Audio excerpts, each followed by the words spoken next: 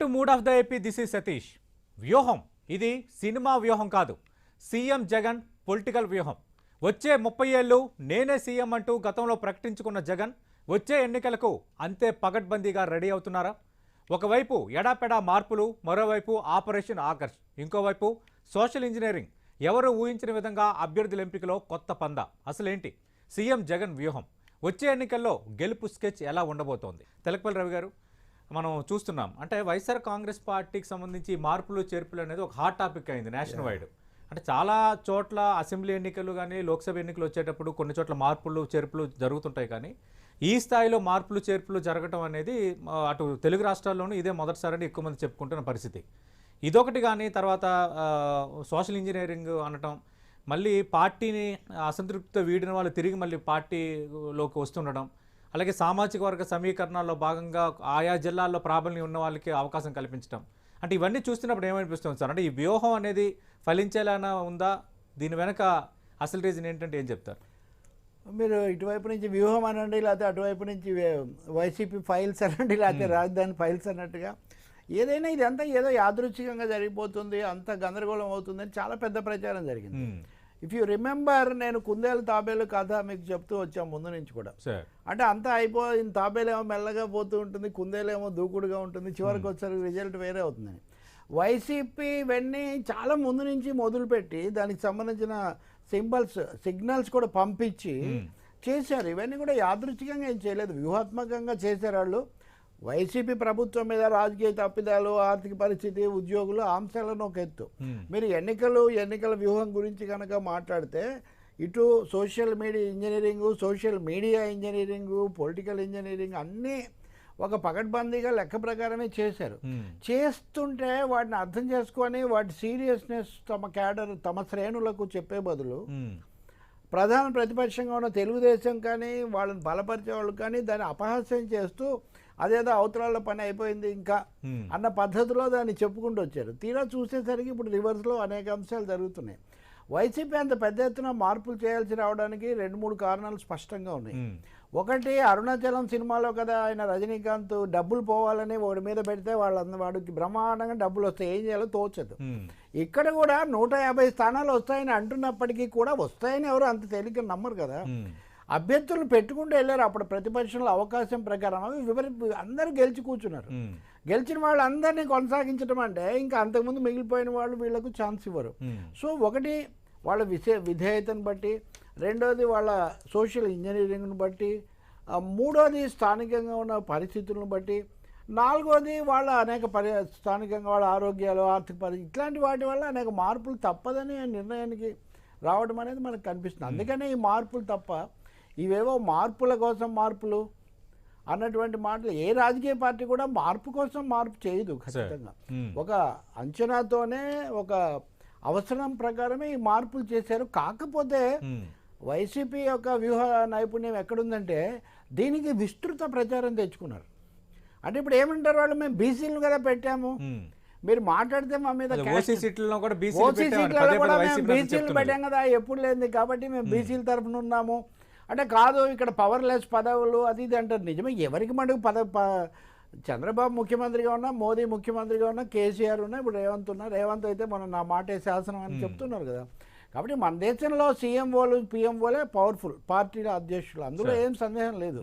కానీ ఇక్కడ మేము ఇస్తున్నాము, వాళ్ళని తగ్గించి వీళ్ళకి కింది వాళ్ళకి మేము ఇస్తున్నాము, బీసీలకు ఇస్తున్నాము, ఎస్సీ ఎస్టీలు అంతకుముందే ఉన్నారు, మేము 5 ఉప ముఖ్యమంత్రులు ఇచ్చాము, క్లెయిమ్స్ ఉన్నాయి కదా వైసీపీవి. దాన్ని ఇంకా స్ట్రెంథెన్ చేసుకునే దిశలో వెళ్ళారు. రెండోది కూడా ఒకటి ఉంది, 2 సార్లు అభ్యర్థులుగా ఉండి గెలిచి కాస్త పై తరగతులకు చెందిన వాళ్ళు కనుక ఉంటే వాళ్ళ పద్ధతి ఒక విధంగా ఉంటుంది. కొంత వాళ్ళని మార్చి కొత్త వాళ్ళని తీసుకొని వస్తే పని చేయించుకోవడానికి కానీ, లేకపోతే వాళ్ళు అక్కడ మేకైనట్టు తయారైన వాళ్ళు చాలామంది ఉంటారు. సో జగన్ యొక్క వ్యక్తిగత ఆలోచన శైలిని బట్టి చూసినా కానీ ఎవరు అంతగా పాతుకుని పోయే పరిస్థితి ఉండకూడదు. పార్టీ అధినేత సుప్రీంగా ఉండాలి. ఈ ఇన్ని కారణాల వల్ల జరిగిన పరిణామం ఇది. అంటే ఇప్పుడు మార్పులు చేర్పులు చేయకపోవటం వల్ల కేసీఆర్ ఓడిపోయాడు, ఇప్పుడు జగన్మోహన్ రెడ్డి మార్పులు చేర్పులు చేస్తున్నారు. అంటే జగన్మోహన్ రెడ్డి మార్పులు చేర్పులు చేస్తున్నారు కాబట్టి ఖచ్చితంగా జగన్మోహన్ రెడ్డి వ్యూహం ఫలిస్తుందని అనుకోవచ్చా? ఒకటి మార్పులు చేర్పులు అవసరమైనవి, సరైనవి చేస్తే ఊరికినే మార్పులని పిల్లిని తీసి బలిని తీసి నల్లి అన్నట్టుగా కాదు.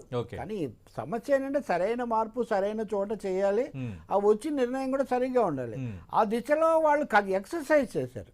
ఈ ఎక్సర్సైజ్ ఏంటి, అటు ఐపాక్ ద్వారా చేశారు, పార్టీ సోర్సెస్ ద్వారా చేశారు, కొన్ని బహిరంగంగా తెలుసు. కొంతమంది రోజు పార్టీని తిడుతూ ఉన్నారు అనుకో, ఎవరైనా వాళ్ళని ఎందుకు వాళ్ళని అట్టి పెట్టుకుంటారు, లేకపోతే సన్నగుడు బ్యాచీలు ఇట్లాంటి వీళ్ళందరినీ కూడా. కాబట్టి కేసీఆర్ దాని గురించి మనం గతసారి కూడా మాట్లాడాం. కేసీఆర్ కూడా అనివార్య పరిస్థితుల్లో వాళ్ళని కొనసాగించాడు. ఆయనకి తెలియక కూడా కాదు. ఇంక ఇప్పుడు మారిస్తే మరీ నష్టం. ఏదో అంటారే ప్రవాహ మధ్యంలో గుర్రాలను మార్చకూడదని, ఇప్పుడు మారిస్తే ఇబ్బంది అని ఆయన కొనసాగించారు. జరిగేది ఏదో జరుగుతుందని ఇలా జరిగింది. కాకపోతే జగన్ అప్పుడు కూడా కేసీఆర్ తప్పు చేస్తున్నారు అనే బలమైన అభిప్రాయంతో ఉన్నాడు.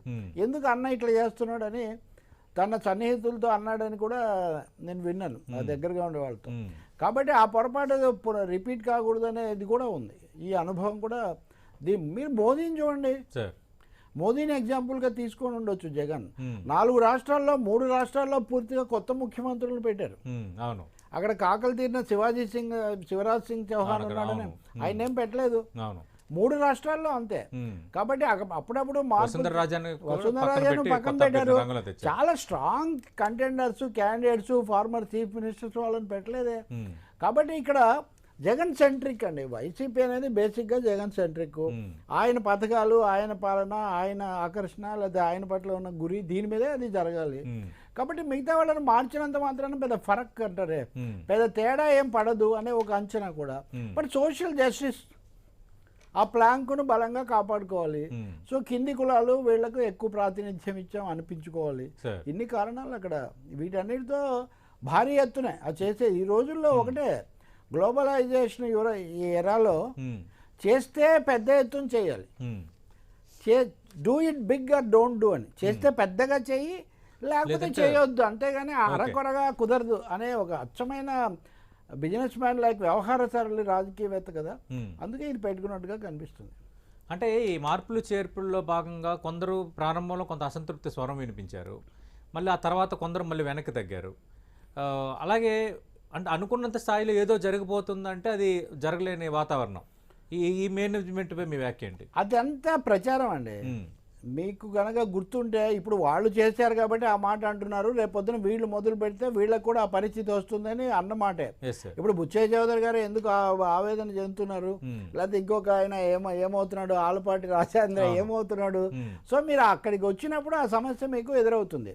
దాన్ని ముందుగా అవతల వాళ్ళ ఇబ్బంది మనకు సంతోషం అనుకోవడం వల్ల, లేదా మనకు అనుకూలం అనుకోవడం వల్ల ఈ సమస్య వాళ్ళందరినీ ఇముడ్చుకోగలిగిన పరిస్థితి కూడా లేదు వీళ్ళకు. ఇంకొక మాట, నేను ఇందాక చెప్పినట్టు 150 మంది గెలిచారు, ఇంకో 4 ఏదో బయట నుంచి వచ్చారు. వీళ్ళల్లో 3వ వంతు మందిని మారిస్తే కూడా 40 మంది అవుతారు కదా. అది చాలా ఎక్కువ అని బయట వాళ్ళకి కనబడవచ్చు, కానీ that is also because of the number 151 మంది ఉన్నారు.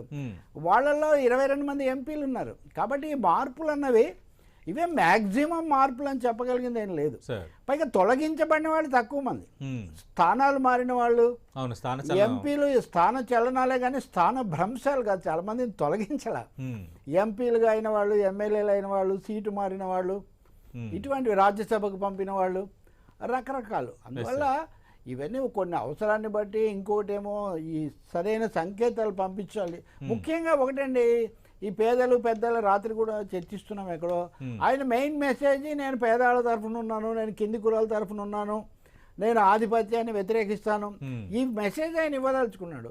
సో ఆ దిశలో పెట్టుబడిదారులకి పేదలకి పెత్తందారులకి మధ్య యుద్ధం అనే కదా జగన్మోహన్ స్టేట్మెంట్. సరే, ఇట్స్ ఓకే. కార్ల్ మార్క్స్ ఏదో వర్గ పోరాటము పేదల తరఫున అన్నది ఆ ఫిలాసఫీ వేరు. వీళ్ళందరూ కార్పొరేట్ బాస్లే, ఎవరేం తక్కువ వాళ్ళు కదా ఒక్కొక్కరు, అందులో సందేహం ఏం లేదు. కానీ మా పథకాలు, మేము ఇచ్చే పదవులు ఎక్కువగా వీళ్ళకి చేరుతాయి అన్నది వైసీపీ చెప్పుకుంటున్నటువంటి మాట. సరే, అప్పుడు అంగన్వాడీల సమయం అయింది, ఉద్యోగులు ఏమయ్యాయి, ఇట్లాంటివి వస్తాయి. Issues are there. అలాగే గ్రామాల్లో కూడా పెత్తనాలన్నీ మారిపోయినాయని మనం ఏం చెప్పలేము, అనేక ఘటనలు ఉన్నాయి. కానీ డైరెక్షన్ చెప్తున్నా. ఒక ముక్కలో చెప్పాలంటే, ఒక వామపక్ష నాయకుడు ఒకసారి అన్నాడు, చంద్రబాబుది హైటెక్ విజన్, జగన్మోహన్ రెడ్డిది వెల్ఫేర్ విజన్.